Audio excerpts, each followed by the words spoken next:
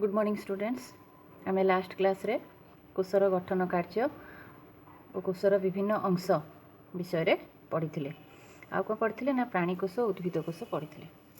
प्राणीकोश उद्भिदकोश मध्य तुलना देखा कौन सामंजस्य आ कौन पार्थक्य रही। कोश झिली उद्भिदकोश थाए प्राणीकोश थाए। कोश भित्ति उद्भिदकोश थाए प्राणीकोश न थाए। न्यष्टि उद्भिदकोश थाए प्राणीकोश थाए। न्यष्टि झिली उद्भिदकोश थाए प्राणीकोश थाए। कोश जीवक उद्भिद और प्राणीकोश थाए। लवक उद्भिदकोश थाए किंतु प्राणीकोश न थाए। रसधानी बड़ आकार रे उद्भिदकोश थाए एवं क्षुद्र आकार रे प्राणीकोश थाए। ये है आमर प्राणीकोश उद्भिदकोश मध्य सामंजस्य और पार्थक्य। एबे आमे प्रश्नावली आलोचना करिबा। प्रश्नावली रे हमको देइछि 1 नंबर बंधनी मध्य ठीक उत्तर बाछि शून्य स्थान पूरण कर। न्यष्टि मध्य थिबा गोलाकार अंश को डैश कहा जाए। न्यष्टि मध्य थिबा गोलाकार अंश को नी न्यष्टि कहा जाए। एमिबा शरीर रु बाहर थिबा प्रबद्ध को डैश कहा जाए। एमिबा शरीर रु जो प्रबद्ध बाहर ताको कूटपाद कहा जाए। उद्भिद कोशर बाहर आवरण को डैश कहा जाए। उद्भिद कोशर बाहर आवरण को कोश भित्ति कहा जाए। जीवंत कोश डैश द्वारा गठित। जीवंत कोश आदि प्ररस द्वारा गठित। प्रकृति रे देखा जाउथिबा बृहत्तम कोश हेउछि डैश। प्रकृति रे देखा जाउथिबा बृहत्तम कोश हेउछि ओट पक्षीर अंडा। जेउ कोशरे न्यष्टि झिली नाही ताहाकु डैश कहा जाए। जार न्यष्टि झिली नाही जेउ कोशर न्यष्टि झिली नाही ताकु प्राक न्यष्टीय कोश कहा जाए। वंशगतर एकक किए ना वंशगतर एकक जीन। एटा पढ़ेला बेले भी मुझे कही कौड़ा शून्य स्थान आसे। 2 नंबर ठीक थिले ठीक और भूल थिले भूल लेख। एककोशी जीव मानक शरीर गोटे कोशरे गढ़ा। आम जाचे एककोशी जीव मानकर शरीर गोटे कोशरे गढ़ा ता माने एटा ठीक अच्छी। पेशीय कोशगुड़िक शाखा प्रशाखा विशिष्ट। पेशीय कोशगुड़िक शाखा प्रशाखा नुहे भूल एटा। गोटे जीवर जीवंत मौलिक एकक हेउछि अंग प्रत्यंग। मौलिक एकक अंग प्रत्यंग नुहे एटा कौन अच्छी ना भूल अच्छी। एमिबा शरीर विषमाकार एटा ठीक अच्छी। एमिबा शरीर किछि पर्टिकुलर शेप नाही से विषमाकार। सीझा अंडारे थिबा धला पदार्थ पितक अटे। भूल धला पदार्थटी पितक नुहे। 3 नंबर देला प्रत्येक रु 2टी उदाहरण दियो। प्राक निष्ठीय कोश। प्राक निष्ठीय कोश कही किए कहार ना बीजाणु नीलहरित शैवाल सुन्यष्टीय कोश कहार ना प्राणी मानकर बा प्राणी कोश आउ उद्भिद कोश।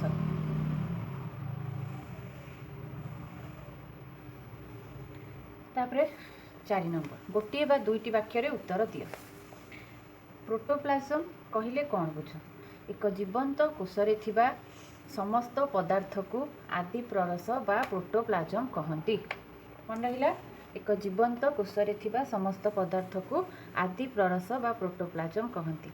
यह कोश जीवक और न्यष्टि को नेकी गठित। क्या नेकी कोश जीवक आ न्यष्टि को। खरे देला कोश झिलीर कार्य कौन। कोश झिली कोश को एक निर्दिष्ट आकृति प्रदान करिथाए। कोश झिली कौन थाए ना छिद्रयुक्त थाए।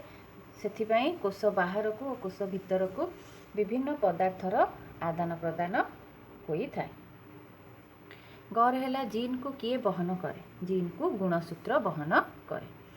कोश भित्ति क्या कहती ना कोश भित्ति उद्भिद कोशर एक अतिरिक्त कोश आवरण एक्स्ट्रा लेयर गोटा अतिरिक्त कोश आवरण उद्भिद कोशर केवल उद्भिद कोशरे थाए। कोश भित्ति यह बीजाणु कोशरे मध्य थाए। 5 नंबर संक्षेप रे वर्णना कर। देला कोश जीवक यह जेली भली एक पदार्थ एवं कोश झिली और न्यष्टि मध्य थाए। कोश जीवक कोश अंगिका गुड़िक देखा जाती। किए कोश अंगिका कही ना माइटोकॉन्ड्रिया गोल्गी बॉडी राइबोसोम आउ लाइसोसोम इत्यादि। तापर है आमर न्यष्टि। न्यष्टिर कोशर केन्द्र रे अवस्थित और यह देखा गोलाकार। न्यष्टि जीवकोशर हेउछि एक मुख्य अंश।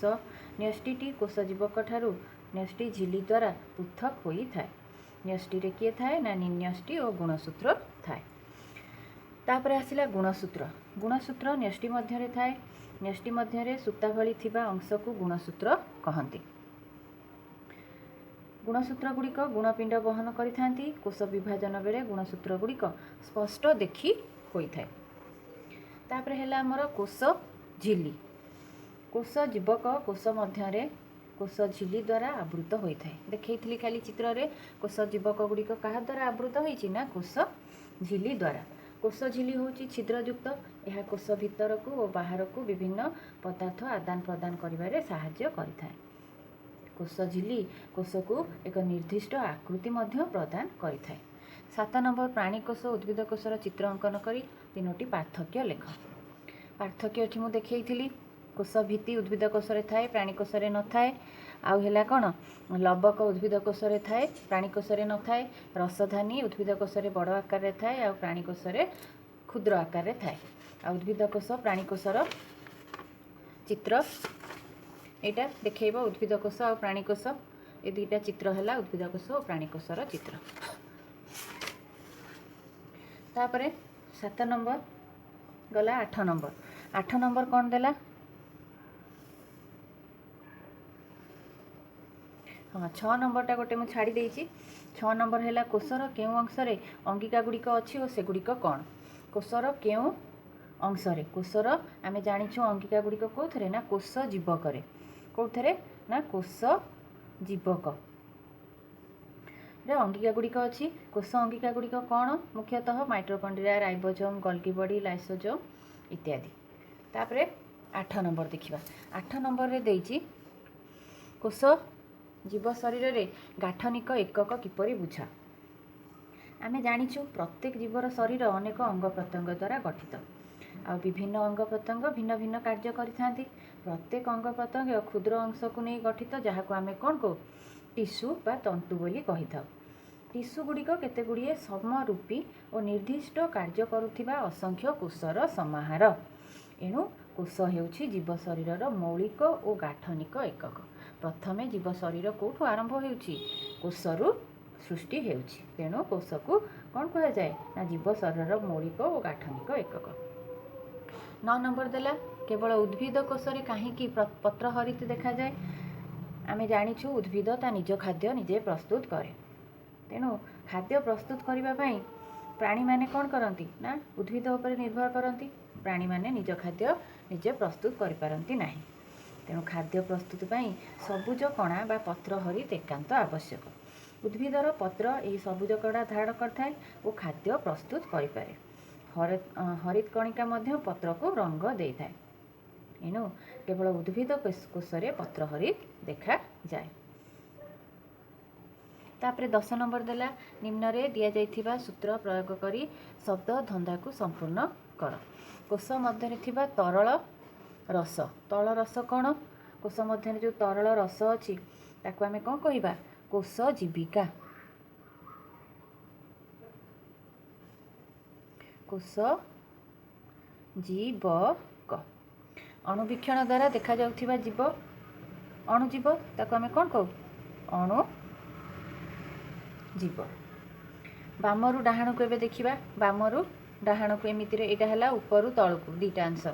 बामरु डाहाण को जीव शरीर मौलिक एकक है एठी कोष जीवक आमे को लिखिथिले कोष किए ना कोष। अणुजीवर अन्य नाम कौन? अणुजीवर अन्य नाम जीवाणु। जीवाणु मन रहा। कोष मध्य तल रस है कोष जीवक। अणुवीक्षण देखा जाउथिबा जीव है अणुजीव। जीव शरीर मौलिक एकक है कोष। अणुजीवर अन्य नाम है जीवाणु। ये है तुमर प्रश्नावली आलोचना। तुम मैंने पढ़ कॉपी करदेव। आम नेक्स्ट क्लास रे आरंभ करवा नुआ चैप्टर। Thank you.